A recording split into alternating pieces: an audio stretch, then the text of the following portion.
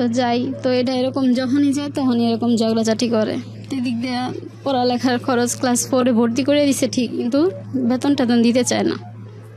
বেতন চাইলে দিতে চায় না, মনে করেন একটা বই লাগবে কিনে দিতে চাইবো না, একটা ব্যাগ লাগবে কিনে দিব না, এক সেট জামা কাপড় কিনে দিব না।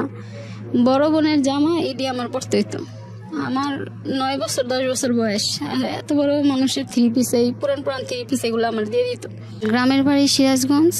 আমি যখন 11 মাস বয়স তখন আমার বাবা মারা যায়। আমার বাবার পক্ষে আমি শুধু একমাত্র মেয়ে, আমার কোনো ভাই বোন নাই। তো আমার মায়ের পক্ষে আর কি প্রথম যে স্বামী ছিলেন তার আপনার সেই ঘরে 5 জন সন্তান ছিল, আমি দ্বিতীয় পক্ষের। আমার আব্বুর ঘরে কোনো সন্তান নাই, আমি একাই। আমার যখন 11 মাস বয়স তখন একটা দুর্ঘটনা, মানে আমার আব্বু চাকরি করতেন আর কি, সেখান থেকে আমরা ছুটিতে গ্রামে যাই আর কি। কিছু জমি জমা বন্ধক ছিল, আমার আব্বু চাকরি করে করে টাকা পাঠাইতো গ্রামে। তো সেখানে টাকা পাঠানোতে আমার মেজো চাচার হাতে পাঠাইতো টাকাটা। তো চাচা কি করতো, মানে ঠিক মতো টাকা দিত না, সে টাকা নিয়ে আসতো কিন্তু ঠিক মতো দিত না, জমি টমি ছাড়াতো না ঠিক মতো, দাদির হাতেও পৌঁছাইতো না টাকা। তো ছুটিতে যখন বাড়িতে যায় আব্বু, তখন এই বিষয়ে কথা কাটাকাটি হয় দুই ভাইয়ের মধ্যে, ফ্যামিলির সাথে। এক কথায় দুই কথায় আমার মেজো চাচা আমার আব্বুর গায়ে থাপড় দেয় আর কি, গায়ে হাত তোলাতে আমার আব্বু খুবই কষ্ট পায়, যেহেতু ছোট ভাই গায়ে হাত তুলছে। তারপর সেই সময় আমার দাদাও কিছু বলে না, দাদা দাদি সবাই আর কি আমার আব্বুর উপরে রাগারাগি করে। তো সে কষ্ট থেকে আমার আব্বু ঘর থেকে বের হয়ে যায় ওই সময়। তখন সন্ধ্যার দিকে বের হয়ে যায়, মনে করে যে ফিরে আসবে, হয়তো রাগ করছে এসে পড়বো। তারপর সবাই বের হয়, রাত্রে খুঁজতে বের হয়, কিন্তু কোথাও পায় না। মনে করছে কোনো আত্মীয় স্বজনের বাসায় আছে, কিন্তু কোনো আত্মীয় স্বজনের বাসায় ছিল না। যখন ওদিন রাত পার হয়ে যায়, ফজরের সময় দাদি নামাজ পড়ার জন্য ওঠার পর দেখে আমাদের ঘরের পাশে একটা আম গাছ আছে আর কি পুরোনো, সে আম গাছে আমার আব্বু আর কি ফাঁসি দেয়, কিছু সুইসাইড করে। যেটা এটা আপনি পরবর্তীতে শুনেছেন? হ্যাঁ, এটা আমি শুনছি, বড় হওয়ার পরে শুনছি। তো মনে করেন আব্বু ফাঁসি দেয়, তো এই হইচই পড়ে যায়, কান্নাকাটির পড়ে যায়। তখন আমার বয়স 11 মাস বয়স, কিছুই তো বুঝি না।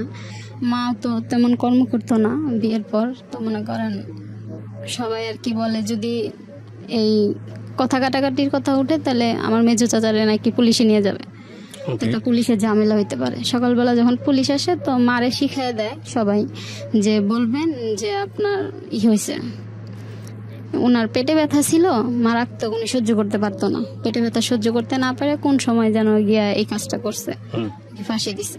তখন মারে আলাদা রুমে আটকে রাখে, এইভাবে বলে। মাও ভয় পায় আর কি, মাও সেই কথাই বলে পুলিশের সামনে। পুলিশে যখন ওনার কথা শুনতে যায় তখন মাও বলে এই কথা। তো বলে পরে এই পুলিশের ঝামেলা শেষ করে দেয় পুলিশের। আমার মেজো চাচারে আমার ফ্যামিলির আর কোনো আসে না আর কি।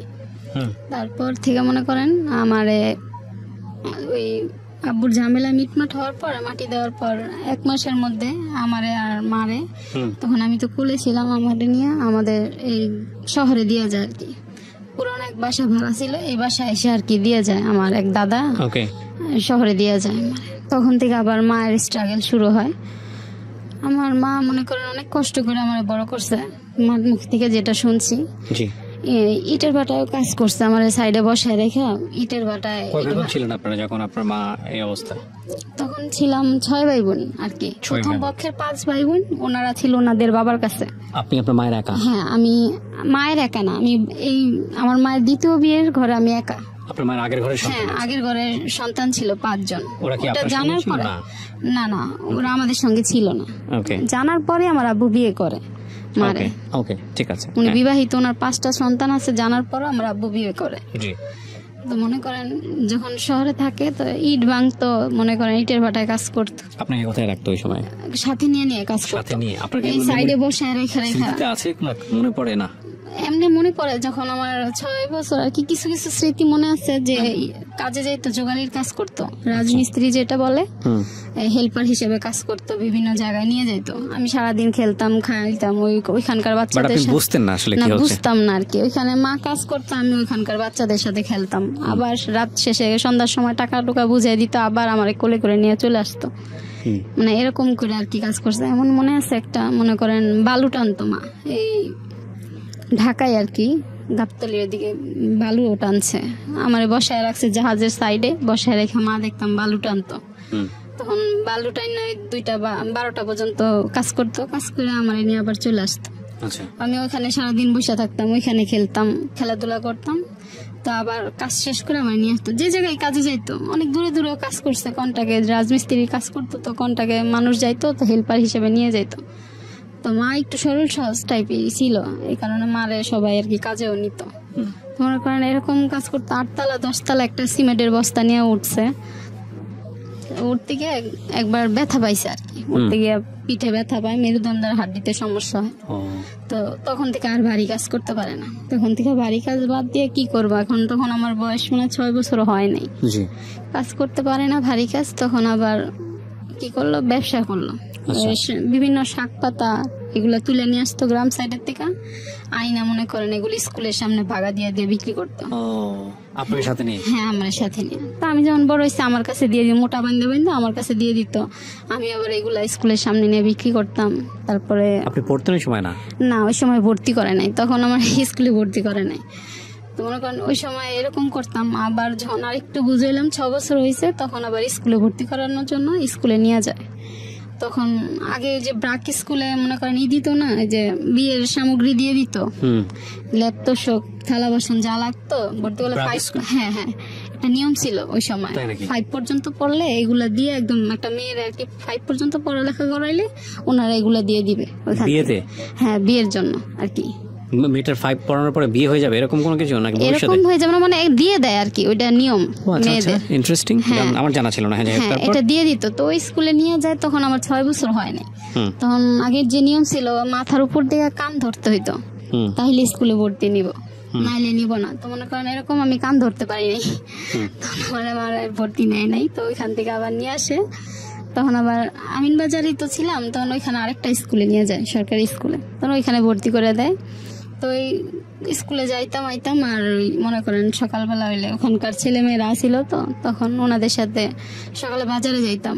ওই ছেলেমেয়েরা সবাই ওইখানকার এলাকায় ছিল, যারা আমরা একটা এরিয়ার মধ্যে ছিলাম আর কি, বস্তিও বলে আর কি। কিন্তু ওই ছেলে মেয়েদের সাথে মনে করেন যাইতাম ওইখানে। বাজারে গেলে তো কারোর দোকানে তরকারি সাজাই দিতাম, পড়াশোনাও করতাম, তরকারি সাজাই দিতাম, ওই 10 টাকা দিত, তো একবেলা তরকারি দিয়ে দিত। মনে করেন এরকম করে আর কি। পেঁপে বস্তা বস্তা পেঁপে কষ ছিল, এই পেঁপে ধুয়ে দিলে মনে করেন 1 বস্তা পেঁপে ধুয়ে দিলে 10 টাকা দিত। এরকম করে করে আনতাম, আনলে তো সংসারটা চলতো। মা তো ভারী কাজ করতে পারতো না। আর ওই যা শাক পাতা আনতো ওগুলা মনে করেন বিকালে নিয়ে যেতাম, বাইন্দা রাখতো বিকালে স্কুলের সামনে। বিভিন্ন যারা পরিচিত ছিল এরা নিয়ে গেলে মনে করেন এইভাবে করে ওইখানে ক্লাস 4 পর্যন্ত পড়ালেখা করলাম। তখন আবার আস্তে আস্তে আমার মার যে প্রথম পক্ষের ছেলে মেয়ে, ওরা আস্তে আস্তে সন্ধান পেয়ে চলে আসলো, একে একে করে আসা শুরু করলো। মনে করেন আসতো, মনে করেন আস্তে আস্তে আসা যাওয়া করতে করতে, যে ওই ঘরের তো মেয়েরা বড় ছিল, প্রথম 2 মেয়ে বড় ছিল, তারপরে 2 ছেলে ছিল ওই ভাই বোনের মধ্যে। তো মেয়েরা আসলো, মেয়ে এসে একটা গার্মেন্টসে ঢুকলো, মা ঢুকাই দিল একটা কাজে। তো ঠিক মতো কাজ করতো না, কাজ করলে টাকা টুকা পাইলেও নিজেরটা নিজেই খরচ করতো, সংসারে দিত না। তো এই কষ্টই ছিল। তারপর আবার ভাই এলো, ভাইও এরকম করলো, কাজ করে তো ঠিক মতো টাকা দেয় না, কয়দিন এখানে করে তো কয়দিন নারায়ণগঞ্জ চলে যায়, মানে মিলে জিলে থাকে।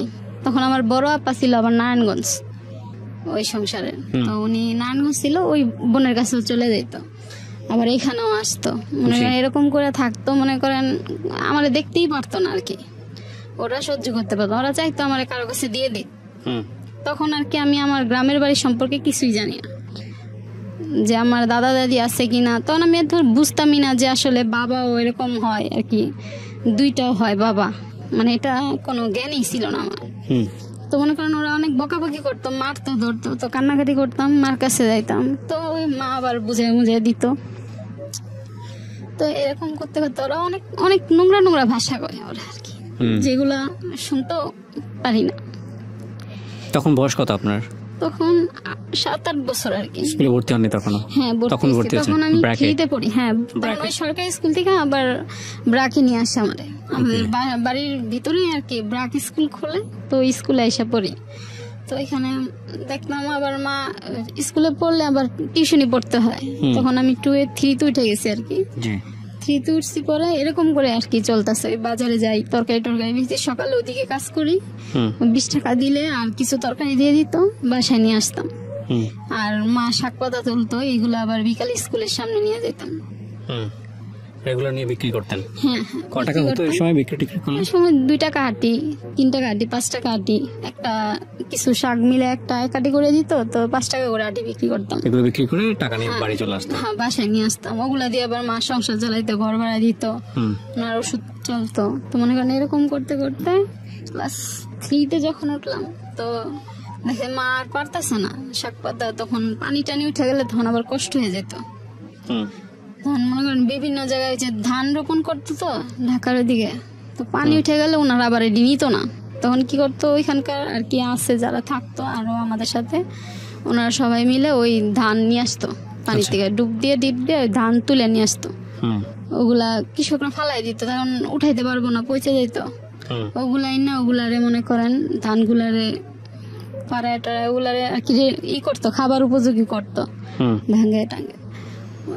এরকম করতে করতে 3-তে যখন পড়ি, তখন আবার সবাই আর কি নারায়ণগঞ্জ চলে আসে, ওই ভাই বোনেরা। তখন আর একজনও ছিল না এখানে। তখন বড় ভাই আর কি বিয়ে করব, তো মনে করেন বলতেছে যে এখানে নিয়ে আসবো, নারায়ণগঞ্জ নিয়ে যাবো, তো বিয়ে করবো, যে মারে নিয়ে আসো, ফ্যামিলি ছাড়া তো কোনো মেয়ে দিব না, দিতে চায় না, হ্যাঁ নিয়ে আসো।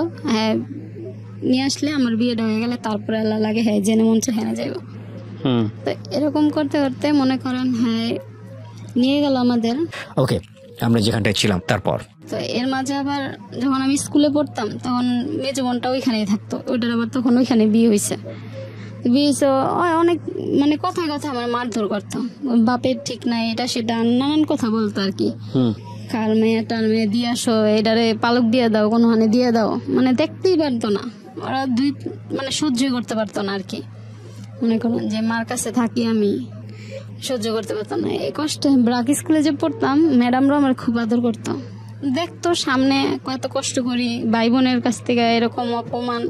মনে করেন ওনা বললো কি তাহলে আমার কাছে দিয়ে দাও একটা ম্যাডাম, তো ওই ম্যাডামের কাছে দিল, বলে যে আমি ওর পড়ালেখা চালাবো, আমার কাছে থাকবো, আমার টুকিটাকি কাজকর্ম করে দিব।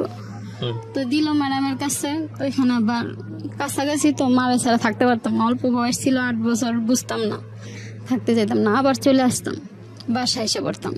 তো এরকম করে আবার ঝগড়াঝাটি করতো, আবার বোনে গায়ে হাত তুলতো, দেখতাম মা অনেক কষ্ট পাইতো, কান্নাকাটি করতো মাঠের মধ্যে ঘুরে ঘুরে। তো এই করে করে মনে করেন আবার একখানে দিয়ে দিল, মানে ওই এলাকারই পরিচিত একজন, তো বললো আমার মেয়ের বাড়ি লোক লাগবো, তো তোমার মেয়েটারে দিয়ে দাও। তো সে ওনার মেয়ের বাড়ি আমার দিয়ে দিল। তো সেখানে ছিলাম 3 মাস, মারে ছাড়া মনে করেন থাকতে পারি না, ছোট ছিলাম, কাজকর্ম এত বুঝতাম না। তো 3 মাস থাকার পরে মা বললো থাক, আবার নিয়ে আইছে যে আমার ও থাকুক, আমার কাছেই থাকুক। তা আবার নিয়ে আইছে ওই বাসা থেকে, আনছে পরে আবার ওনারা এখানেই থাকলাম। থাকতে থাকতে মনে করেন এই কাজকর্ম করতাম। পরে 3 থেকে 4-এ উঠবো, ফাইনাল পরীক্ষার আগে, তখন আবার নারায়ণগঞ্জ নিয়ে আইসে আমার বড় বোন, বললো কি যে নারায়ণগঞ্জ আইসা বড়, হ্যাঁ আমার বড় ভাইরা আর কি বিয়ে করাইবো, তো এর লিগে নিয়ে আইসে, একটা পরিবার আর কি দরকার, ব্যাচেলার থাকতো তখন, কেউ তো মেয়ে দিবে না, তখন একটা ফ্যামিলি হইলে তখন মেয়ে দিব। তখন নিয়ে আসলো, তখন মা বলতেছে নিয়ে আসবো, এই সময় তোরে নিয়ে আসা যাবো না, আর পরীক্ষা সামনে 4-এ উঠবো, এখন নিয়ে আইতে পারবো না। কয়ে তোমার মেয়ের পড়ান লাগবো কি লেগে, এখন পড়ানোর দরকার নেই, পরে কি করবা। তো বলতো ওরা কোনো সময় চাইতো না যে আমি পড়ালেখা করি, ও এটা সহ্য হইতো না, ওরা ঠিক মতো পড়ালেখা করতে পারে না, এখন চায় না যে আমিও পড়ালেখা করি। তো তারপর মা বলছে যে যদি ওরা স্কুলে ভর্তি করো তাইলে নিয়ে যাবো, আর নাইলে নিয়ে যাবো না। তারপর মারে বলে যে ঠিক আছে, তুমি যখন না ভর্তি করলে আইবা না, তাহলে ওরে ভর্তি করে দিই আমি স্কুলে। তো এখানে নিয়ে এসে নারায়ণগঞ্জ যাই না, আবার স্কুলে ভর্তি করে দেয় ক্লাস 4-এ। 4-এ ভর্তি করে। তো 4-এ থেকে মনে করেন ওনাদের সমস্ত পারফরমেন্স যা আর কি সবই করছি, যে যা বলতো তাই করতাম। মনে করেন ভয় পাইতাম প্রচুর, ভাইয়ারে আপারে সবাই আর কি ভয় পেয়ে চলতাম, অনেক যা বলতো তাই করতাম, যে না বললে তো উল্টা পাল্টা কথা বলবে, বাসা থেকে বের করে দিবে, তো বাসা থেকেও বের করে দিচ্ছে কয়েকবার। মেজোটা আবার কি করতো, এই ঢাকা থেকে যখন নারায়ণগঞ্জ যাইতো ও গিয়ে শুরু করে দিত। সুখে থাকবো মানে ওর দেখতেই পারতো না আমারে, মানে টর্চার শুরু করে দিত, ওর বের করে দাও এটা সেটা। কয়েকদিন মারছে ও গিয়া, ওইখানে গেছে পরে মারছে, গায়ে হাত তুলছে, কাপড় চোপড় ধুয়ে বাসা থেকে বের করে দিছে, জেনে মন চাই না চলে যাও। আমি আবার কাপড় চোপড় নিয়ে আপার কাছে চলে যাই, বড়টার কাছে গিয়ে বিচার দিই যে এমন এমন এমন করে আমার বাসা থেকে বের করে দিছে। বড়টা আবার কয় ঠিক আছে তুই দেখি কি করে, তো বাইয়া হে পরে আবার বুঝায় বাইরের লোকে পাঠায় দেয়। তো যাই, তো এটা এরকম যখনই যায় তখনই এরকম ঝগড়াঝাটি করে। এদিক দিয়ে পড়ালেখার খরচ ক্লাস 4-এ ভর্তি করে দিছে ঠিক, কিন্তু বেতন টেতন দিতে চায় না। বেতন চাইলে দিতে চায় না, মনে করেন একটা বই লাগবে কিনে দিতে চাইবো না, একটা ব্যাগ লাগবে কিনে দিব না, এক সেট জামা কাপড় কিনে দিব না। বড় বোনের জামা এটি আমার পড়তে হইতো, আমার 9 বছর 10 বছর বয়স, এত বড় মানুষের 3 পিস, এই পুরান 3 পিস এগুলো আমার দিয়ে দিত, তুই এগুলা পর।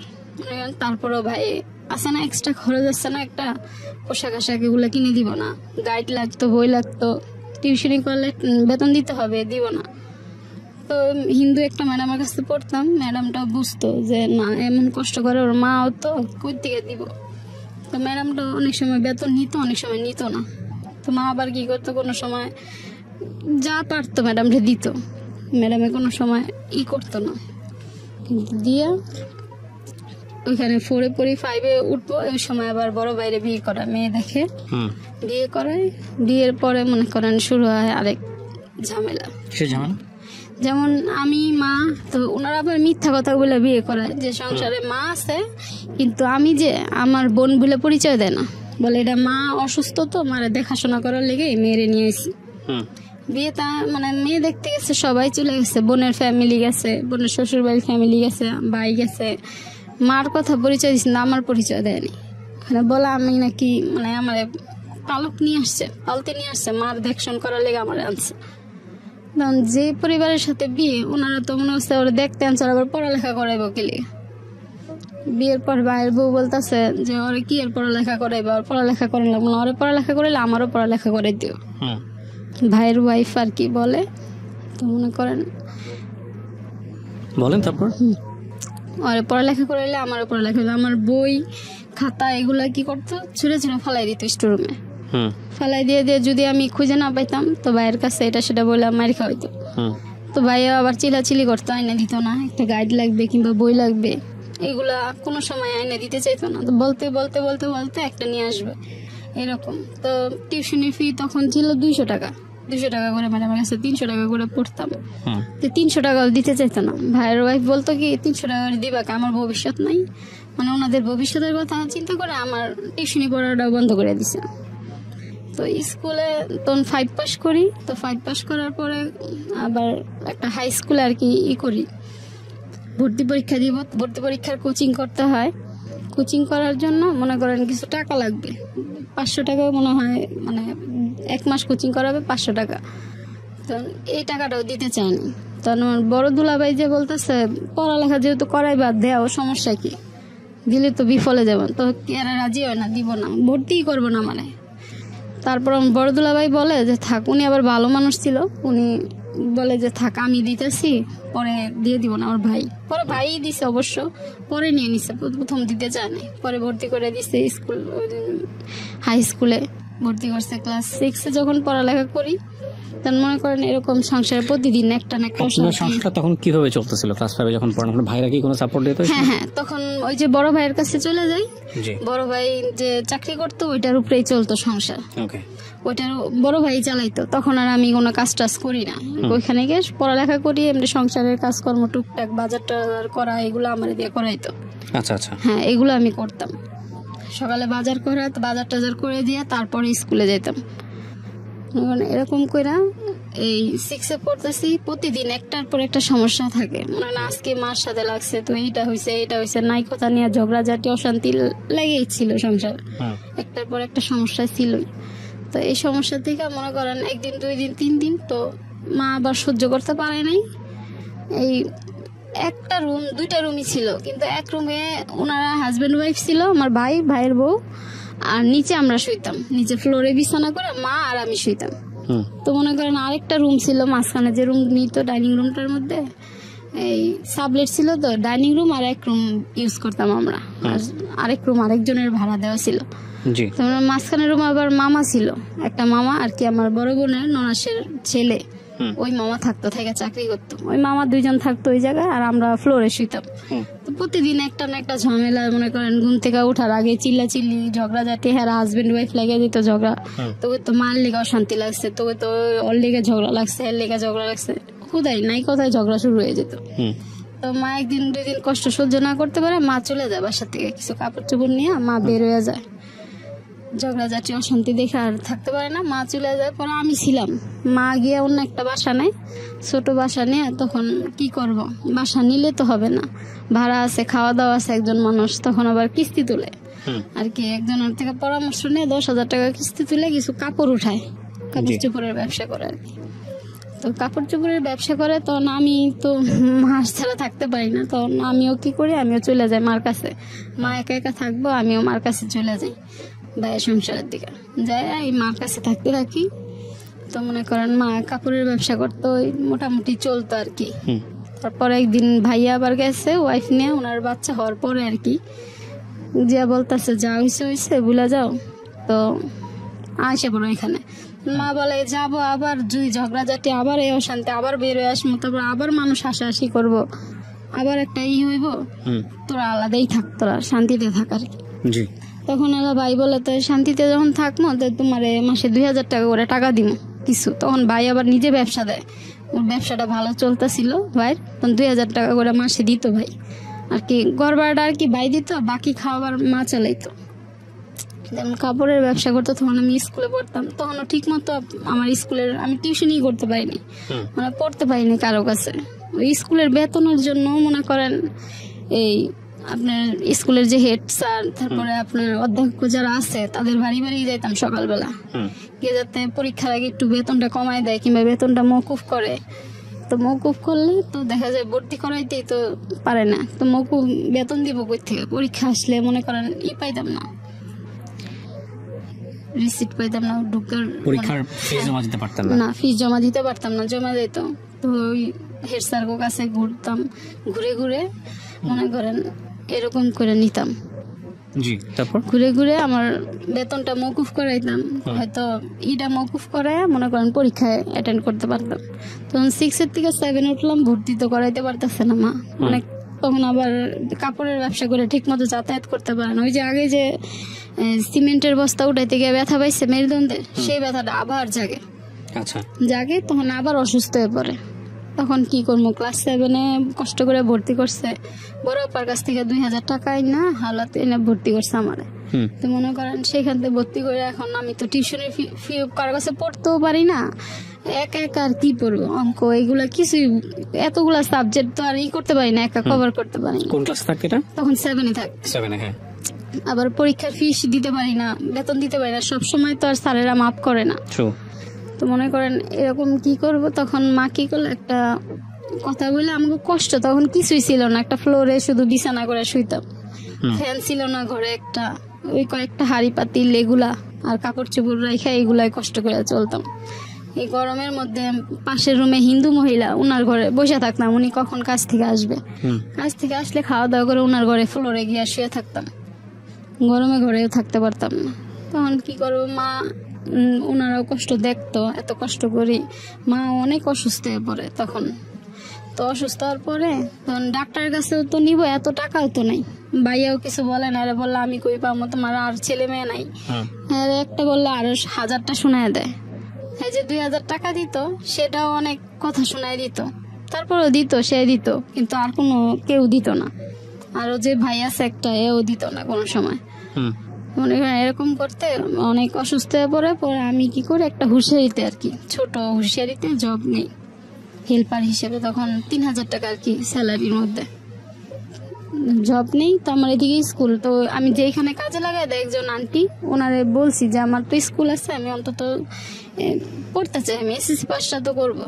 তো মনে করেন উনি নিয়ে দেয়, ওই ভাইয়াদের সাথে কথা বলি, যে মালিক, ওনার দুজনের সাথে কথা বলি যে ভাই আমার তো স্কুল আছে, আমি সকালে 11টায় স্কুল ছুটি হইব, আর 11টায় ছুটি হইলে 12টায় ছুটি হয় আর কি, 12টায় ছুটি হলে আমি দুপুরের পরে এসে কাজ করবো। তো ওনারা রাজি হয়েছে, বলছে আচ্ছা ঠিক আছে পড়ালেখা করো, গরিব মানুষ, ওনারা মানে পরে আমি এরকম করে 2-2.5 মাস পড়ালেখা করি আর কি। সপ্তাহে 2 দিন দিত আর কি আসতে, 2 দিন আর কি ছুটি দিত 12টা পর্যন্ত। ওই 2 দিন 12টা পর্যন্ত মনে করেন স্কুলে থাকতাম, ক্লাস করতাম, ক্লাস করার পর আবার যাইতাম কাজে। 1টা বাজে খাওয়া দাওয়া করে 2টার মধ্যে ফ্যাক্টরিতে থাকতাম।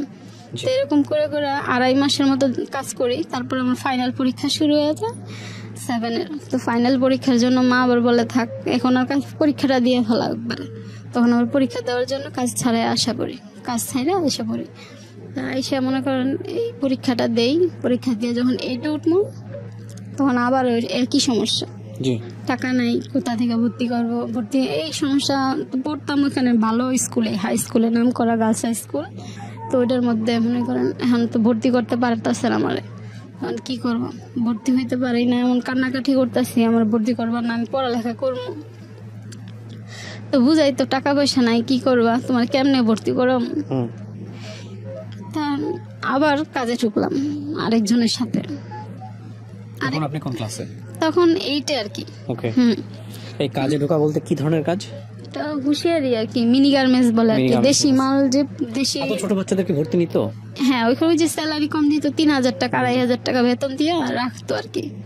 হেল্পারি করতাম, সুতা কাটতাম, তো একটু চাটা বানায় দিতাম, এগুলা করতাম, ফ্লোর ঝাড়ু টাড়ু দিয়ে দিতাম। এইটা উঠার পরে তো ঠিক মতো স্কুলে যাইতে পারিনি, ভর্তি করাই নাই। তখন কি করবো, কান্নাকাটি করি। তা একজনের সাথে ধরে একটা আপু আসছিল আমাদের সাথে, ও কাজ করতো। তো বললো আমি নিয়ে কাজের ঢুকাই দিই তোমারে, দেখি। তখন আমি আবার একটু লম্বা চূড়া দেখতেছিলাম, লম্বা চূড়াইছিলাম, বোঝা যাইতো না যে লম্বা চূড়া হয়েছি, তো বোঝা যেত না, একেবারে অল্প বয়স, 13 বছর বয়স, বোঝা যায়নি। তো নিয়ে যায় কাজে, অন্যজনের আইডি কার্ড মানে জন্ম নিবন্ধন দিয়ে আমারে নিয়ে যায় একটা গার্মেন্টসে, নিয়ে যায়। পরে গার্মেন্টসের গেটে দাঁড়ায়, ভিতরে নেয়, কিন্তু নেওয়ার পর ওনারা বুঝে যায় আমার যে অল্প বয়স সেটা বুঝতে পারে। এখন পিএম স্যার বলতেছে যে গার্মেন্টসের যে নিতে আসছে যার ফ্লোরে, পিএম বলতেছে মেয়ের তো অল্প বয়স, সেটা কিভাবে নিব। তখন ওই আপুটা আবার বলে স্যার কিছু বললেন না, গরিব মানুষ থাক, দেখেন যদি কোনোভাবে নিতে পারেন তো সংসারটা চলবো। তো মনে করেন ওই স্যারে নিয়ে যায়, নিয়ে উপরে যায় আর বলে যে তুমি তো অল্প বয়স, সবার সামনে বললাম না, তুমি তো আমার মেয়ের থেকেও ছোট বয়স হবা, তোমার তখন কাজে কেমনে রাখবো, তুমি তো কাজ করতে পারবা না, বুঝবে না কিভাবে কি কাজ করতে হয় গার্মেন্টসের। তারপরও রাখে স্যারে, কিছুদিন ওখানে চাকরি করি। তো বাইরে আসলে আবার আমাকে এলাও করতো না, লুকাই ফেলতো। এরকম করে কয়েক মাস চাকরি করার পর ওখান থেকেও কাজ ছেড়ে দিই। কাজ ছেড়ে দিয়ে মনে করেন আবার আইসা পড়ি। তো আইসা অন্য আরেকটা জায়গায় কাজ নেই, কাজ করতে করতে তো আমার স্যার দেখলো, স্যার বলতেছে যে প্রাইমারি স্কুলের স্যার আর কি, উনি আবার অনেক আদর করতো। তো উনি আবার একদিন রাস্তায় দেখা হইলো, তুমি কি পড়াশোনা করো না? তো আমি বললাম যে না স্যার, আমি তো পড়াশোনা করি না, পড়াশোনা করতে পারতেছি না, এরকম এরকম সমস্যা। বলে তো কি করবা, এসএসসি পাসটা তো করবা। তখন কি করলো যে উনি একটা দিল আর কি, সমাধান দিল যে তোমার উন্মুক্তে ভর্তি করে দিই, অন্তত এসএসসি পাসটা করো, উন্মুক্ত থেকে কাজও করবা, শুক্রবার ক্লাসও করবা। পর স্যারের কথা শুনে স্যারের বললাম, তা স্যার আপনি একটু আমার ভর্তি করে দেন, আমি কাজটা করি দেন। তারপর আমার আরেকটা ফ্যাক্টরিতে কাজ নেই, আমি সেখানে হেল্পারিতে কাজ করতে থাকি। তখন ওই স্যারে আমার উন্মুক্ততে ভর্তি করে দেয়, সারা সপ্তাহ কাজ করতাম, শুক্রবার হলে মনে করেন স্কুলে যাইতাম, ওই স্কুলে যেতাম, ক্লাস করতাম।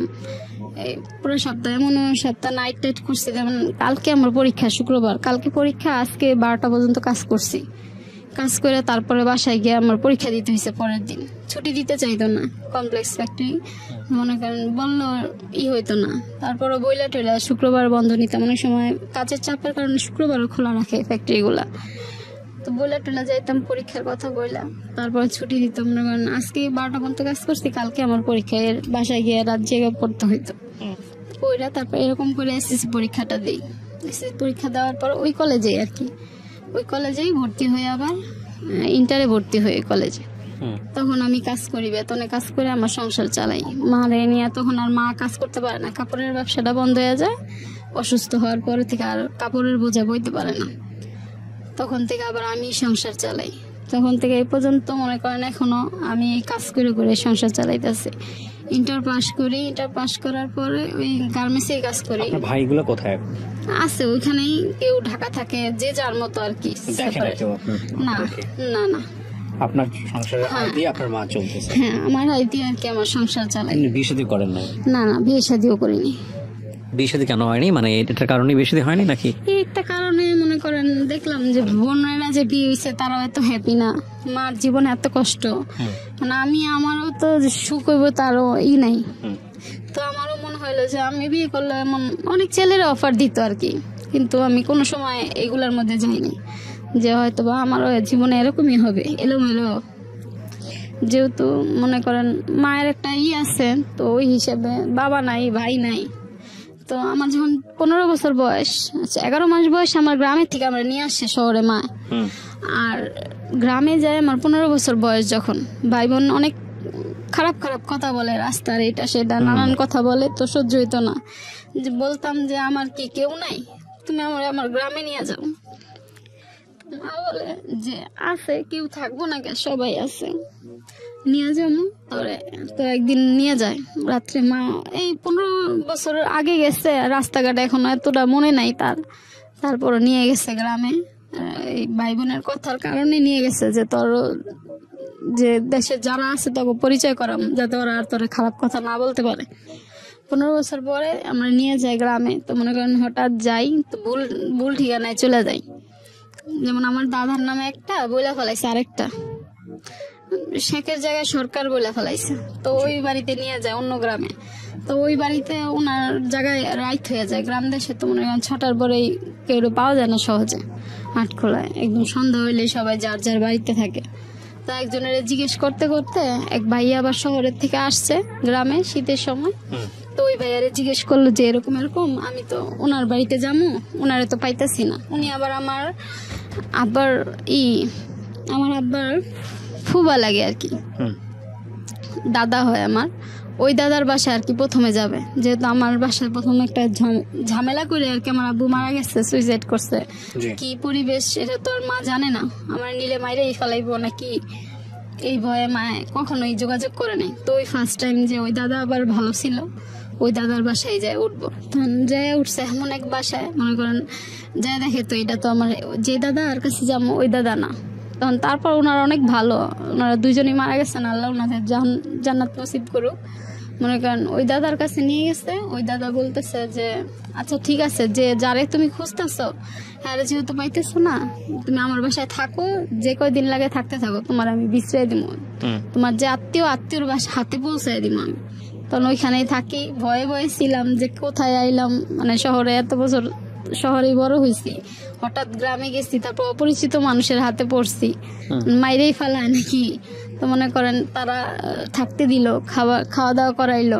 পরের দিন সকালবেলা গ্রামের মানুষ তো সকালে নামাজ পড়তে গেছে মসজিদে, বলছে যে ওমন ঢাকা থেকে মেহমান আইছে, এর নামে খুঁজতেছে। আমার ওই দাদার নাম বললো, এই নামে খুঁজতেছে। কার আত্মীয় তো এটা তো জানি না, আমার বাসায় আছে, যার আত্মীয় সবাইরে বলে দেন, এলাকার মধ্যে সবাইরে বলছে। ওনার ছেলে আবার 4 দোকানে গিয়ে বলছে। তো এক একজন আইতেছে, ওই নাম যাদের যাদের নাম ওই নামে সবাই এসে হাজির হইতেছে।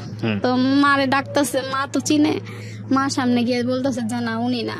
তো আবার এরকম করতে করতে 4-5 জন আসছে, 4-5 জনের মধ্যে মানে কেউই না। পরে লাস্ট পর্যায়ে আবার আমার যে দাদার কাছে গেছি ওই দাদা আসছে। ওই দাদা আইসা তো মনে করেন মায়ের মুখের দিকে তাকায় রয়েছে, তাকায় ঘুরতেছে। তো মায়ের নাম ধরে বলতেছে যে তুমি বাইচে আছো এখনো, মেয়েরাও কি বেঁচে আছে? তখন মা বলে যে হ বাইচে আছে ফুবা, এই যে মেয়ে। পরে মনে করেন ওই দাদার হাতে পৌঁছায় দেয়। তো ওনার তো জড়ায় ধরে অনেক কথা বলে যে এই 11 মাস বয়স রাইখে আইছি ঢাকা, আর তো খবরও নিলা না, নিয়েও আসো নাই শহরের থেকে, বাইচে আছে নাকি মরে গেছে এটাও জানি না। তারপর মনে করেন উনি নিয়ে যায় ওনার সাথে চলে যাই ওনার বাসায়। যাই পরে আমার ওইখানে যে চাচা আছে, তারপর ফুবুরা আছে, আমার দাদা আছে, কাকিরা, তো ওনারা দেখে তো সবাই অবাক হয়ে গেছে যে এত বছর পরে এই মেয়ে আইছে। আমার আব্বুর নাম ধরে বলে হ্যাঁ নাই, তো হ্যাঁ মেয়েটা বাচ্চা আছে, এটাই তো অনেক। পরে ওনার আদর আপ্যায়ন করে, ওনাদের ওইখানে থাকি কয়েকদিন। থাকার পর ওনাদের কাছ থেকে জানতে পারি আমাদের বাড়ির অবস্থা কি, কে কি অবস্থানে আছে। তো ওনারাই বলে যে এরকম এরকম এই চাচা এরকম, তো এরকম শোনার পরে তারপরে কয়েকদিন ওনার বাসায় থাকার পরে ওনারা ঠিকানা দেয়, ওই ঠিকানায় যায়। তো বাড়িতে যখন যায় তখন যায় দেখি সবাই অবাক হয়ে যায় আমাদের দেখেন যে এত বছর পরে এরা বাইচে আছে, এরা তো এখনো মনে করছে আমরা মারা গেছি, এরা মনে করছে যে আমি বাইচে নাই। দেখে অবাক হয়ে যায় সবাই যে এই মেয়ে এখনো বাইচে আছে, এই বউ, আমরা তো মনে করছি বউ মরে গেছে, হয়তো মাইয়া কোনো হানে গেছে, নাহলে কিছু হয়ে গেছে। এক্স্যাক্টলি, আমি এই জায়গাটা থেকেই বলি আপনাকে, একটা হচ্ছে যে দেখেন পরিস্থিতির উপরে তো কারো হাত নাই, তাই না? আপনার হয়তো আফসোস আছে যে আপনার এতগুলো ভাই, তারা যদি আপনার মাকে দেখতেন তাহলে হয়তো আপনার জীবনটা অন্যরকম হতো, তাই না? তবে এটা ঠিক, পরিস্থিতি আরো জটিল হতে পারতো। আপনি ধরেন এখন 2 হাত 2 পা আছে, আপনি এটা দিয়ে পয়সা যতটুকু পারেন রোজগার করেন এবং সেটা আপনার হালাল উপার্জন, এটা দিয়ে আপনি আপনার মাকে সেবা করতে পারছেন। হ্যাঁ, নারী জীবনের একটা অসম্পূর্ণতা, যদি বিয়ে, সংসার, বাচ্চা এগুলো প্রয়োজন আছে, কিন্তু এটা যদি একেবারেই না হয় তবুও আপনার খারাপের জন্য এটা হয়নি আপনি এটা বলতে পারবেন না, কারণ আপনি মাকে সেবা করছেন, মার পাশে থাকছেন, যে কারণে আপনার এটা হয় নাই। তো দিন শেষে আপনার একটা আত্মতৃপ্তির জায়গা আছে। হ্যাঁ, আমি বরং এটাকে পজিটিভ হিসেবেই দেখতে চাই। তবে আপনার মা নিশ্চয়ই চান আপনার বিয়ে শাদী হোক, এবং সবসময় বলে। আমি আবার চিন্তা করি যে পড়াশোনা করছি তো একটা ভালো চাকরি টাকরি যদি পাই, তারপরে আস্তে ধীরে হয়তো সংসার করবো, তখন একটা ভালো ছেলে দেখে বিয়ে করবো। গার্মেন্টস এর মনে করেন কাজ করে ছেলেরা, গার্মেন্টসে আমি যে সেকশনে কাজ করি, আমি তো ছেলেদের চিনি কিরকম ওরা না। তারপরে বড় কথা হচ্ছে আপনার নিজের আগ্রহ হয় না, রাইট? বিয়ের পরে আপনার ফ্যামিলিকে আপনাকে দেখতে হবে, সেরকম কমিটমেন্ট নিয়ে আপনাকে বিয়ে করতে হবে, যেটা অনেক সময় ছেলেরা সাপোর্ট করে না বা দিতে চায় না। যারাই আসে তো মনে করেন বলে যে না দেখবো, মাকে দেখবো, সমস্যা নাই, কিন্তু আপনার বিশ্বাস হয় না আমার, যে আমি যদি নির্দিষ্ট একটা চাকরি করি, বিয়ের পরে এটা করব, আমি আমার টাকা দিয়ে আমার মাকে দেখবো, সমস্যা নেই। মনে করেন যখন গ্রামে যাই তখন আবার চাচারা দেখে খুশি হয়, সবাই অবাক হয়, খুশি হয়। তখন চাচারা বলে যে আমি তোমারে রাখতে পারি, কিন্তু তোমার মারে তো বাবা আমরা রাখবো না। তো মনে করেন এখন আমি চিন্তা করি যে আমারে যে ফালাই নাই, আমি তারে ফালামো কেন, সে আমার মা। তখন আমিও বলছি যে না, আমি থাকবো না, আমি কর্ম করি, কষ্ট করি, মাকে নিয়ে থাকি, আসবো গ্রামে যাই, বছরে যাই একবার, যাওয়া আসা পরে। ঠিক আছে, আপনার মাকে কখনোই ফেলবেন না, রাইট? পরিস্থিতি বোঝাটা আসলে খুব জরুরি। আমরা আসলে নারীকে সম্মান করি তার কাজের জন্য, নারী যে একাও পারে সেই জায়গাটাকে আমরা রেসপেক্ট রাখবো আজকের এই অনুষ্ঠানের মধ্য দিয়ে। আমরা শুধু এতটুকু বলতে চাই যে অনেক মানুষের স্যাক্রিফাইস চোখে দেখা যায় না, কিছু কিছু মানুষের স্যাক্রিফাইস হয়তো দৃশ্যমান, যে কারণে আমরা তাদেরকে নিয়ে অনেক কথা বলি। কিন্তু আমাদের সমাজের চারপাশে এমন অসংখ্য মানুষ আছে যাদের স্যাক্রিফাইসগুলো দৃশ্যমান হয় না, কিন্তু তারা নিজের জীবনের অন্যতম সুখ, সমৃদ্ধি এবং ভবিষ্যৎ বিসর্জন দিয়ে তারা তাদের প্রিয়জনের পাশে থাকেন। যে স্যাক্রিফাইসগুলো হয়তো ইতিহাসের পাতায় লেখা থাকে না, বইয়ের পাতায় লেখা থাকে না, এবং তারা হয়তো একাডেমিক্যালি খুব ভালো করে পড়াশোনাও করেননি, কিন্তু তাদের ভেতরের মানবিক বোধগুলো আমাদেরকে অনেক কিছু শিক্ষা দেয়। সো সেই শিক্ষাটা আজকে আমাদের এই অনুষ্ঠানে নিতে হবে। সবাই অনেক ভালো থাকুন, আজকের মতো এই পর্যন্তই। এইটু উঠার পরে তো ঠিক মতো স্কুলে যাইতে পারিনি, ভর্তি করাই নাই, তখন কি করবো, কান্নাকাটি করি। তো একজনের সাথে ধরে একটা আপু আসছিল আমাদের সাথে, ও কাজ করতো, তো বললো আমি নিয়ে কাজের ঢুকাই দিই তোমারে দেখি। তখন আমি আবার একটু লম্বা চূড়া দেখতেছিলাম, লম্বা চূড়াইছিলাম, বোঝা যেত না যে লম্বা চূড়া হয়েছি, তো বোঝা যেত না, একেবারে অল্প বয়স, 13 বছর বয়স, বোঝা যায়নি। তো নিয়ে যায় কাজে, অন্যজনের আইডি কার্ড মানে জন্ম নিবন্ধন দিয়ে আমারে নিয়ে যায় একটা গার্মেন্টসে, নিয়ে যায়, পরে গার্মেন্টসের গেটে দাঁড়ায়, ভিতরে নেয়, কিন্তু নেওয়ার পর ওনারা বুঝে যায় আমার যে অল্প বয়স সেটা বুঝতে পারে। এখন পিএম স্যার বলতেছে যে গার্মেন্টসের যে নিতে আসছে যার ফ্লোরে, পিএম বলতেছে মেয়ের তো অল্প বয়স, এটা কিভাবে নিব। তখন ওই আপুটা আবার বলে স্যার কিছু বললেন না, গরিব মানুষ থাক, দেখেন যদি কোনোভাবে নিতে পারেন তো সংসারটা চলবো। তো মনে করেন ওই স্যারে নিয়ে যায়, নিয়ে উপরে যায় আর বলে যে তুমি তো অল্প বয়স, সবার সামনে বললাম না, তুমি তো আমার মেয়ের থেকেও ছোট বয়স হবা, তোমার তখন কাজে কেমনে রাখবো, তুমি তো কাজ করতে পারবা না, বুঝবা না কিভাবে কি কাজ করতে হয় গার্মেন্টসের।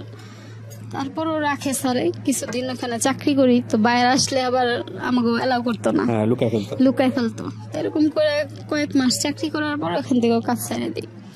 কাজ ছেড়ে দিয়ে মনে করেন আবার আইসা পড়ি, তো আইসা অন্য আরেকটা জায়গায় কাজ নেই। কাজ করতে করতে তো আমার স্যার দেখলো, স্যার বলতেছে যে প্রাইমারি স্কুলের স্যার আর কি, উনি আবার অনেক আদর করতো, তো উনি আবার একদিন রাস্তা দেখা হইলো, তুমি কি পড়াশোনা করো না? তো আমি বললাম যে না স্যার, আমি তো পড়াশোনা করি না, পড়াশোনা করতে পারতেছি না, এরকম এরকম সমস্যা। বলে তো কি করবা, এসএসসি পাসটা তো করবা। তখন কি করলো যে উনি একটা দিল আর কি, সমাধান দিল যে তোমার উন্মুক্তে ভর্তি করে দিই, অন্তত এসএসসি পাসটা করো উন্মুক্ত থেকে, কাজও করবা, শুক্রবার ক্লাসও করবা।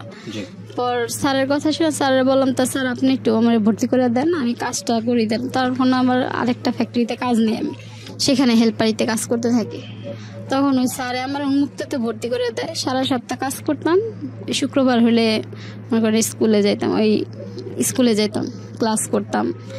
এই পুরো সপ্তাহ, এমন সপ্তাহ নাইট টাইট করছি। যেমন কালকে আমার পরীক্ষা, শুক্রবার কালকে পরীক্ষা, আজকে 12টা পর্যন্ত কাজ করছি। কাজ করে তারপরে বাসায় গিয়ে আমার পরীক্ষা দিতে হয়েছে পরের দিন। ছুটি দিতে চাইতো না, কমপ্লেক্স ফ্যাক্টরি মনে করেন বললো হইতো না। তারপরে বইলা টইলা শুক্রবার বন্ধ নিতাম, অনেক সময় কাজের চাপের কারণে শুক্রবারও খোলা রাখে ফ্যাক্টরিগুলা। তো বইলা টইলা যাইতাম পরীক্ষার কথা বইলা, তারপরে ছুটি দিতাম। মনে করেন আজকে 12টা পর্যন্ত কাজ করছি, কালকে আমার পরীক্ষা, এর বাসায় গিয়ে রাত জেগে পড়তে হইতো। ওইটা তারপর এরকম করে এসএসসি পরীক্ষাটা দিই। এসএসসি পরীক্ষা দেওয়ার পর ওই কলেজেই আর কি, ওই কলেজেই ভর্তি হয়ে আবার ইন্টারে ভর্তি হয়ে কলেজে। তখন আমি কাজ করি, বেতনে কাজ করে আমার সংসার চালাই। মারে নিয়ে তখন আর মা কাজ করতে পারে না, কাপড়ের ব্যবসাটা বন্ধ হয়ে যায়। অসুস্থ হওয়ার পরে থেকে আর কাপড়ের বোঝা বইতে পারে না, তখন থেকে আবার আমি সংসার চালাই। তখন থেকে এই পর্যন্ত মনে করেন এখনো আমি কাজ করে করে সংসার চালাইতেছি। ইন্টার পাস করি, ইন্টার পাস করার পরে ওই গার্মেন্টসেই কাজ করি। ভাইগুলো কোথায় আছে? ওইখানেই, কেউ ঢাকা থাকে, যে যার মতো আর কি। না না না, আপনার সংসারের আয় দিয়ে আপনার মা চলতেছে? হ্যাঁ, আমার আয় দিয়ে আর কি আমার সংসার চালাই। বিয়ে শাদী করেন না? না না, বিয়ে শাদিও করিনি। বিয়ে শাদী কেন হয়নি, মানে এটার কারণে বিয়ে শাদী হয়নি নাকি? এই একটা কারণে মনে করেন দেখলাম যে বোনেরা যে বিয়ে হয়েছে তারাও এত হ্যাপি না, মার জীবনে এত কষ্ট, মানে আমি আমারও তো সুখ হইব তারও নাই। তো আমারও মনে হইলো যে আমি বিয়ে করলে, এমন অনেক ছেলেরা অফার দিত আর কি, কিন্তু আমি কোনো সময় এগুলার মধ্যে যাইনি, যে হয়তো বা আমারও জীবনে এরকমই হবে, এলোমেলো। যেহেতু মনে করেন মায়ের একটা আছে, তো ওই হিসেবে বাবা নাই, ভাই নাই। তো আমার যখন 15 বছর বয়স, 11 মাস বয়স, আমার গ্রামের থেকে আমরা নিয়ে আসছে শহরে মা। আর গ্রামে যায় আমার 15 বছর বয়স যখন, ভাই বোন অনেক খারাপ খারাপ কথা বলে, রাস্তার এটা সেটা নানান কথা বলে, তো সহ্য হইতো না। যে বলতাম যে আমার কি কেউ নাই, তুমি আমার গ্রামে নিয়ে যাও। মা বলে যে আছে, কেউ থাকবো না কে, সবাই আছে, নিয়ে যাবো। তো একদিন নিয়ে যায় রাত্রে। মা এই 15 বছর আগে গেছে, রাস্তাঘাট এখন এতটা মনে নাই তার, তারপরে নিয়ে গেছে গ্রামে। এই ভাই বোনের কথার কারণে নিয়ে গেছে, যে তোর যে দেশে যারা আছে তোকে পরিচয় করাম, যাতে ওরা আর তোর খারাপ কথা না বলতে পারে। 15 বছর পরে আমরা নিয়ে যাই গ্রামে। তো মনে করেন হঠাৎ যাই, তো ভুল ঠিকানায় চলে যাই। যেমন আমার দাদার নামে একটা বইলা ফেলাইছে, আরেকটা শেখের জায়গায় সরকার বইলা ফেলাইছে। তো ওই বাড়িতে নিয়ে যায় অন্য গ্রামে। তো ওই বাড়িতে ওনার জায়গায় রাইট হয়ে যায়। গ্রাম দেশে তো মনে করেন 6টার পরেই কেউ পাওয়া যায় না সহজে, আটখোলায় একদম সন্ধ্যা হইলে সবাই যার যার বাড়িতে থাকে। তো একজনের জিজ্ঞেস করতে করতে এক ভাইয়া আবার শহরের থেকে আসছে গ্রামে শীতের সময়। তো ওই ভাইয়ারে জিজ্ঞেস করলো যে এরকম এরকম, আমি তো ওনার বাড়িতে যাবো, ওনারে তো পাইতেছি না। উনি আবার আমার আব্বার ফুবা লাগে আর কি, দাদা হয় আমার। ওই দাদার বাসায় আর কি প্রথমে যাবে, যেহেতু আমার বাসায় প্রথমে একটা ঝামেলা করে আর কি আমার আব্বু মারা গেছে, সুইসাইড করছে। কি পরিবেশ এটা তো আর মা জানে না, আমার নিলে মাইরেই ফেলাইবো নাকি, এই ভয়ে মা কখনোই যোগাযোগ করে নাই। তো ওই ফার্স্ট টাইম যে ওই দাদা আবার ভালো ছিল, ওই দাদার বাসায় যায় উঠবো। তখন যায় উঠছে এমন এক বাসায়, মনে করেন যায় দেখে তো এটা তো আমার যে দাদা আর কাছে যাবো ওই দাদা না। তখন তারপর ওনারা অনেক ভালো, ওনারা দুইজনই মারা গেছেন, আল্লাহ ওনাদের জান্নাত নসিব করুক। মনে করেন ওই দাদার কাছে নিয়ে গেছে। ওই দাদা বলতেছে যে আচ্ছা ঠিক আছে, যে যারে তুমি খুঁজতেছো হ্যাঁ যেহেতু পাইতেছো না, তুমি আমার বাসায় থাকো, যে কয়দিন লাগে থাকতে থাকো, তোমার আমি বিছড়াই দিব, তোমার যে আত্মীয়র বাসা হাতে পৌঁছাই দিব আমি। তখন ওইখানেই থাকি। ভয়ে ভয়ে ছিলাম যে কোথায় আইলাম, মানে শহরে এত বছর শহরেই বড় হয়েছি, হঠাৎ গ্রামে গেছি, তারপর অপরিচিত মানুষের হাতে পড়ছি, মাইরেই ফেলায় নাকি। তো মনে করেন তারা থাকতে দিল, খাওয়া দাওয়া করাইলো। পরের দিন সকালবেলা গ্রামের মানুষ তো সকালে নামাজ পড়তে গেছে মসজিদে, বলছে যে ওমন ঢাকা থেকে মেহমান আইছে, এর নামে খুঁজতেছে। আমার ওই দাদার নাম বললো, এই নামে খুঁজতেছে। আর কার আত্মীয় তো এটা তো জানি না, আমার বাসায় আছে, যার আত্মীয় সবাইরে বলে দেন, এলাকার মধ্যে সবাইরে বলছে। ওনার ছেলে আবার 4 দোকানে গিয়ে বলছে। তো এক একজন আইতেছে, ওই নাম যাদের যাদের নাম ওই নামে সবাই এসে হাজির হইতেছে। তো মারে ডাকতেছে, মা তো চিনে, মা সামনে গিয়ে বলতেছে যে না উনি না। তো আবার এরকম করতে করতে 4-5 জন আসছে, 4-5 জনের মধ্যে মানে কেউই না। পরে লাস্ট পর্যায়ে আবার আমার যে দাদার কাছে গেছি ওই দাদা আসছে। ওই দাদা আইসা তো মনে করেন মায়ের মুখের দিকে তাকায় রয়েছে, তাকায় গেতেছে। তো মায়ের নাম ধরে বলতেছে যে তুমি বাইচে আছো এখনো, মেয়েরাও কি বেঁচে আছে? তখন মা বলে যে হ বাইচে আছে ফুবা, এই যে মেয়ে। পরে মনে করেন ওই দাদার হাতে পৌঁছে দেয়। তো ওনার তো জড়ায় ধরে অনেক কথা বলে যে এই 11 মাস বয়স রাইখে আইছি ঢাকা, আর তো খবরও নিলা না, নিয়েও আসো নাই শহরের থেকে, বাইচে আছে নাকি মরে গেছে এটাও জানি না। তারপর মনে করেন উনি নিয়ে যায় ওনার সাথে চলে যাই ওনার বাসায়। যাই পরে আমার ওইখানে যে চাচা আছে, তারপর ফুবুরা আছে, আমার দাদা আছে, কাকিরা, তো ওনারা দেখে তো সবাই অবাক হয়ে গেছে যে এত বছর পরে এই মেয়ে আইছে। আমার আব্বুর নাম ধরে বলে হ্যাঁ নাই, তো হ্যাঁ মেয়েটা বাচ্চা আছে, এটাই তো অনেক। পরে ওনারা আদর আপ্যায়ন করে, ওনাদের ওইখানে থাকি কয়েকদিন। থাকার পর ওনাদের কাছ থেকে জানতে পারি আমাদের বাড়ির অবস্থা কি, কে কি অবস্থানে আছে। তো ওনারাই বলে যে এরকম এরকম এই চাচা এরকম। তো এরকম শোনার পরে তারপরে কয়েকদিন ওনার বাসায় থাকার পরে ওনারা ঠিকানা দেয়, ওই ঠিকানায় যায়। তো বাড়িতে যখন যায় তখন যায় সবাই অবাক হয়ে যায় আমাদের দেখেন যে এত বছর পরে এরা বাইচে আছে। এরা তো এখনো মনে করছে আমরা মারা গেছি, এটা মনে করছে যে আমি বাইচে নাই।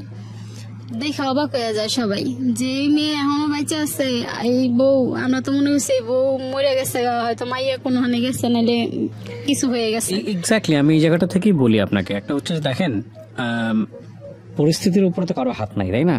আপনার হয়তো আফসোস আছে যে আপনার এতগুলো ভাই, তারা যদি আপনার মাকে দেখতেন তাহলে হয়তো আপনার জীবনটা অন্যরকম হতো, তাই না? তবে এটা ঠিক, পরিস্থিতি আরো জটিল হতে পারতো। আপনি ধরেন এখন 2 হাত 2 পা আছে, আপনি এটা দিয়ে পয়সা যতটুকু পারেন রোজগার করেন, এবং সেটা আপনার হালাল উপার্জন, এটা দিয়ে আপনি আপনার মাকে সেবা করতে পারছেন। হ্যাঁ, নারী জীবনের একটা অসম্পূর্ণতা, যদি বিয়ে, সংসার, বাচ্চা, এগুলো প্রয়োজন আছে, কিন্তু এটা যদি একেবারেই না হয়, তবুও আপনার খারাপের জন্য এটা হয়নি আপনি এটা বলতে পারবেন না, কারণ আপনার মাকে সেবা করছেন, মার পাশে থাকছেন, যে কারণে আপনার এটা হয় নাই। তো দিন শেষে আপনার একটা আত্মতৃপ্তির জায়গা আছে। হ্যাঁ, আমি বরং এটাকে পজিটিভ হিসেবেই দেখতে চাই। তবে আপনার মা নিশ্চয়ই চান আপনার বিয়ে শাদী হোক, এবং সবসময় বলে। আমি আবার চিন্তা করি যে পড়াশোনা করছি তো একটা ভালো চাকরি টাকরি যদি পাই, তারপরে আস্তে ধীরে হয়তো সংসার করবো, তখন একটা ভালো ছেলে দেখে বিয়ে করবো। গার্মেন্টস এর মনে করেন কাজ করি ছেলেরা, গার্মেন্টস এ আমি যে সেকশনে কাজ করি, আমি তো ছেলেদের চিনি কিরকম ওরা। না, তারপরে বড় কথা হচ্ছে আপনার নিজের আগ্রহ হয় না। রাইট, বিয়ের পরে আপনার ফ্যামিলিকে আপনাকে দেখতে হবে, সেরকম কমিটমেন্ট নিয়ে আপনাকে বিয়ে করতে হবে, যেটা অনেক সময় ছেলেরা সাপোর্ট করে না বা দিতে চায় না। যারাই আসে তো মনে করেন বলে যে না দেখবো, মাকে দেখবো, সমস্যা নাই, কিন্তু আপনার বিশ্বাস হয় না আমার যে আমি যদি নির্দিষ্ট একটা চাকরি করি, বিয়ের পরে এটা করব, আমি আমার টাকা দিয়ে আমার মাকে দেখবো, সমস্যা নাই। মনে করেন যখন গ্রামে যাই তখন আবার চাচারা দেখে খুশি হয়, সবাই অবাক হয়, খুশি হয়। তখন চাচারা বলে যে আমি তোমারে রাখতে পারি, কিন্তু তোমার মারে তো বাবা আমরা রাখবো না। তো মনে করেন এখন আমি চিন্তা করি যে আমারে যে ফালাই নাই, আমি তারে ফালামো কেন, সে আমার মা। তখন আমিও বলছি যে না আমি থাকবো না, আমি কর্ম করি, কষ্ট করি, মাকে নিয়ে থাকি, আসবো গ্রামে যাই, বছরে যাই একবার, যাওয়া আসা পরে। ঠিক আছে, আপনার মাকে কখনোই ফেলবেন না। রাইট, পরিস্থিতি বোঝাটা আসলে খুব জরুরি। আমরা আসলে নারীকে সম্মান করি তার কাজের জন্য, নারী যে একাও পারে সেই জায়গাটাকে আমরা রেসপেক্ট রাখবো আজকের অনুষ্ঠানের মধ্য দিয়ে। আমরা শুধু এতটুকু বলতে চাই যে অনেক মানুষের স্যাক্রিফাইস চোখে দেখা যায় না, কিছু কিছু মানুষের স্যাক্রিফাইস হয়তো দৃশ্যমান, যে কারণে আমরা তাদেরকে নিয়ে অনেক কথা বলি। কিন্তু আমাদের সমাজের চারপাশে এমন অসংখ্য মানুষ আছে যাদের স্যাক্রিফাইসগুলো দৃশ্যমান হয় না, কিন্তু তারা নিজের জীবনের অন্যতম সুখ, সমৃদ্ধি এবং ভবিষ্যৎ বিসর্জন দিয়ে তারা তাদের প্রিয়জনের পাশে থাকেন। যে স্যাক্রিফাইসগুলো হয়তো ইতিহাসের পাতায় লেখা থাকে না, বইয়ের পাতায় লেখা থাকে না, এবং তারা হয়তো একাডেমিক্যালি খুব ভালো করে পড়াশোনাও করেননি, কিন্তু তাদের ভেতরের মানবিক বোধগুলো আমাদেরকে অনেক কিছু শিক্ষা দেয়। সো সেই শিক্ষাটা আজকে আমাদের এই অনুষ্ঠানে নিতে হবে। সবাই অনেক ভালো থাকুন। আজকের মতো এ পর্যন্তই। শুভ